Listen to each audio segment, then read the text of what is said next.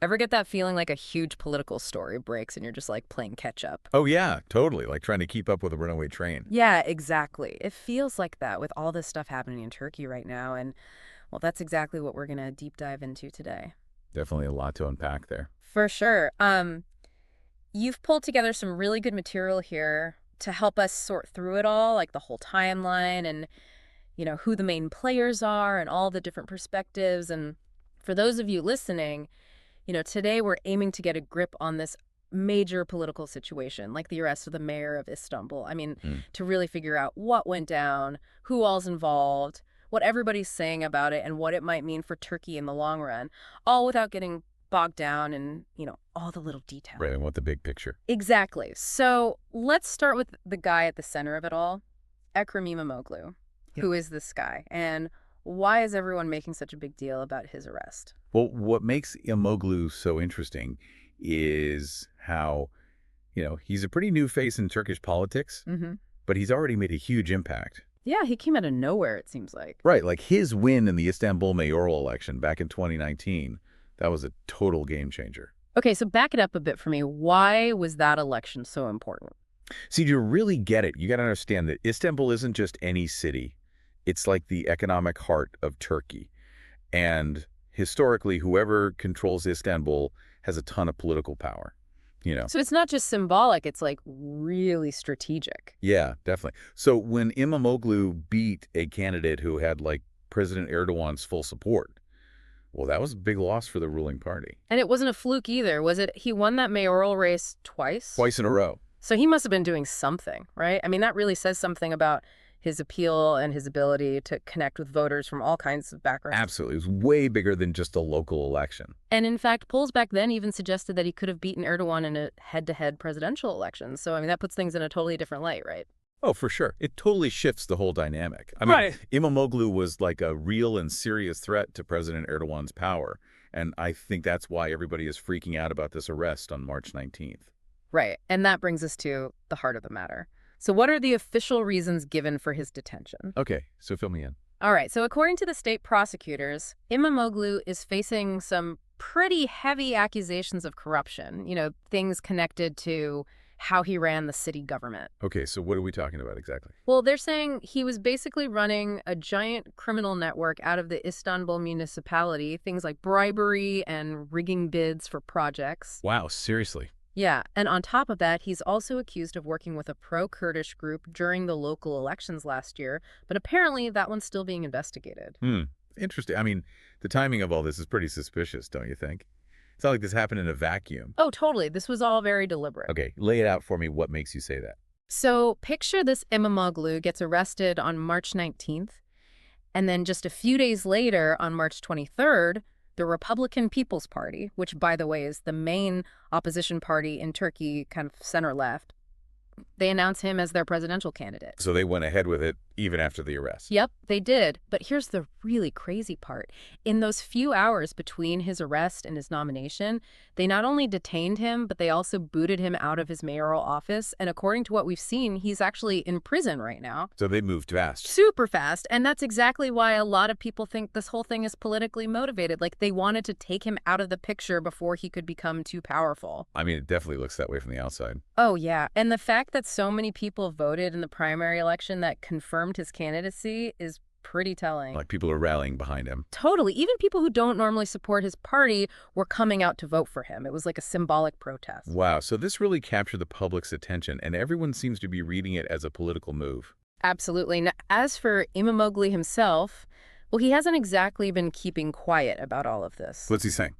Oh, he's been very outspoken. He's flat out denied all the accusations. He says they're totally bogus and politically motivated. So he's saying the government's basically trying to use the legal system to sideline him. Exactly. He sees it as a way to get rid of a rival to Erdogan.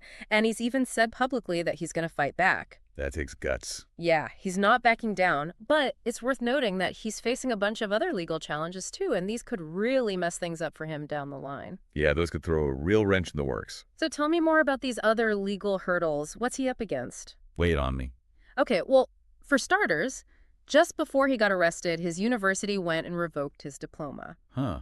That's bizarre. What's that all about? Nobody really knows for sure, but if they uphold that revocation, he might not even be allowed to run for president. So that's a big one right there. Yeah. Huge, and it doesn't stop there. He's also caught up in a bunch of other ongoing legal cases, and he claims that all of these are totally fabricated. Just more ways to tie him up in court. Seems like it, and any one of these cases could end up getting him temporarily barred from politics. Wow, so it's like a multi-pronged legal attack. That's what it looks like. Now, we've talked a lot about Imamoglu's side of things, but what about the Turkish government? How are they spinning all of this? Yeah, let's hear their take. Well, their official line is that there's absolutely no political motivation behind any of this. They're saying that everyone should just trust the judicial process and let it play out. Classic line. Right. And they insist that these are all legitimate legal proceedings based on solid evidence of wrongdoing. Okay, but, actions speak louder than words. So what did the government actually do after they arrested Imamoglu? That's where it gets interesting, because they didn't just arrest him. They also took a bunch of steps that look a lot like damage control. Like trying to manage the public's reaction. Exactly. They wanted to control the narrative and stop any potential unrest, so they slapped protest bans on all the major cities. So no public demonstrations allowed. Nope. And on top of that, they started messing with social media access, too, which a lot of people see as an attempt to censor dissenting voices and control what information gets out. Makes sense. They don't want people talking. Exactly. Meanwhile, all the pro-government media outlets went into overdrive. They were putting out all kinds of leaked info and stuff that seemed designed to make Imamoglu look guilty even before a trial even started. Wow, talk about a smear campaign. Yeah, it was pretty intense, and unfortunately, the response to the protests that did manage to happen, well, it wasn't exactly peaceful. Oh no, what happened? From what we've heard, security forces used tear gas and water cannons to break up the demonstrations. So a pretty heavy-handed response. Definitely. The Interior Minister, Ali Yerlikaya, even came out and said that over 1,100 people were detained and more than 100 police officers were injured. Wow, that's a lot of people. So clearly there's a lot of public anger, and the government is coming down hard to keep it under control. That's the picture we're getting now. If we zoom out a bit and look at this whole Imamoglu situation in the context of Turkish politics, what do you think this tells us about where the country might be headed? Yeah, that's the million-dollar question, isn't it? For sure. I mean, this is where all the worries about Turkey becoming more authoritarian really start to make sense, because a lot of critics see this crackdown on Imamoglu as part of a much bigger pattern under Erdogan, who's been in power for like over 20 years. He's been around forever. Right. So they're pointing to this trend of him centralizing power, getting more control over the media, and putting his thumb on the scales of justice, you know. Influencing the courts, stacking the deck. Exactly. And when you see a popular political opponent like Imamoglu, someone who could potentially challenge Erdogan for the presidency getting arrested, well, it just adds fuel to the fire for anyone who's worried about Turkish democracy. Totally makes you wonder what's going on over there. Right. So speaking of Erdogan, what about his own political future? We got some interesting info on term limits and possible upcoming elections. Okay, yeah, what's the deal with that? Well, Erdogan's current term is supposed to end in 2028, and the Turkish constitution does have this two-term limit for presidents. But here's the catch. There's this loophole that says a president can run for a third term if there are early elections. So he could potentially stay in power even longer. Exactly, and even though he hasn't officially said he's running again, most people think he's going to go for it. Why do they think that? Well, partly because nobody in his own party seems like a clear successor, like who would take over. Right, no heir apparent. Plus, there's the age difference. Imamoglu is 54 and Erdogan's 71. So if Imamoglu can get past all his legal troubles, this could turn into a big generational showdown for the presidency. That would be wild. A real changing of the guard. Yeah, it would be huge. And remember, these kinds of political earthquakes don't happen in a vacuum. I mean, there's already been some fallout economically and internationally. Yeah, what are we seeing on those fronts? Well, right after Imamoglu was arrested, Turkey's stock market took a hit, and their currency also dropped in value. Ouch. So a real economic shock. Yeah, though it has bounced back a bit since then, but people are still worried about whether the courts are really independent and whether things are going to get even more unstable politically, and that could scare off investors in the long run. Makes sense. Nobody wants to put their money into a risky situation. Right now, internationally, the reactions have been all over the map. Like no unified front? Nope. Most of the leaders in Europe condemned the arrest. They called it undemocratic, but get this, the U.S. officials have been pretty much silent on the whole thing. Really? Why the different reactions? Well, the information we have suggests a few things could be going on. For example, remember how back when Trump was in charge, he wasn't really into criticizing the way other countries were run, especially if they were allies? Ah, so maybe that's carrying over a bit. Could be. And plus, Europe is dealing with his own mess right now, especially with the whole Ukraine situation, and they're not even sure if the U.S. is going to stick with them in the long term. Yeah, they're feeling a little shaky. Right. So they might be trying to cozy up to Turkey because it's such a strategically important country, in terms of defense and stuff. So they might be downplaying what's happening internally to keep Turkey on their good side. Hmm. So real politic at play here. Exactly. So as we wrap up this deep dive, what are the big takeaways here for our listeners about this whole political upheaval in Turkey?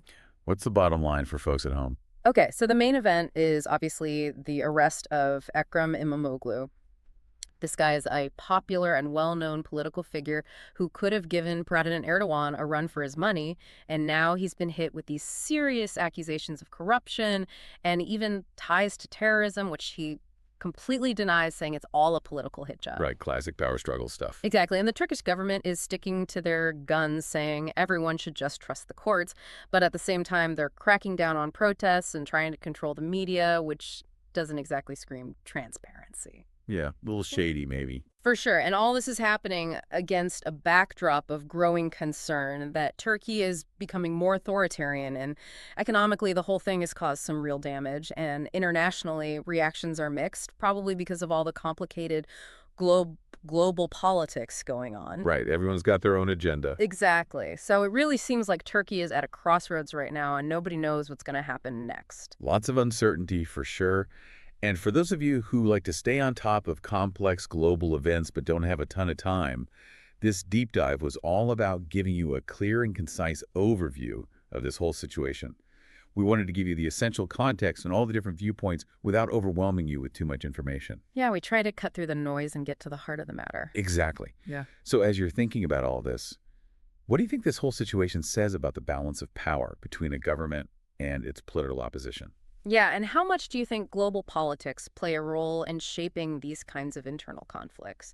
It's a question worth pondering because this story is far from over. And we'll be here to break it all down for you as it unfolds. You got it. That's it for this deep dive. We'll catch you next time.